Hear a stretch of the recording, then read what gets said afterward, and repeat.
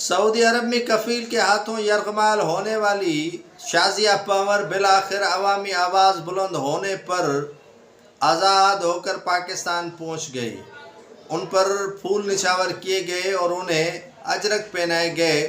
Airport سے وہ سیدھی اپنے گاؤں میہڑ چلی گئی۔ شازیہ پنور نے ایک ویڈیو رکھا تھا جس پر انہوں نے الزام لگایا تھا کہ چند لوگ انہیں جسمانی دھندا کرنے کے لیے، جسم فروشی کرنے کے لیے مجبور کر رہے ہیں، اور کفیل نے ان کا کھانا بھی بند کر دیا ہے اور ان پر تشدد کیا جا رہا ہے، جس کی ویڈیو وائرل ہونے کے بعد بالآخر سعودی حکام بھی نوٹس میں یہ بات لے کر آئے اور پاکستانی حکام بھی جاگ اٹھے اور شازیہ پنور کو بحفاظت پاکستان پہنچا دیا۔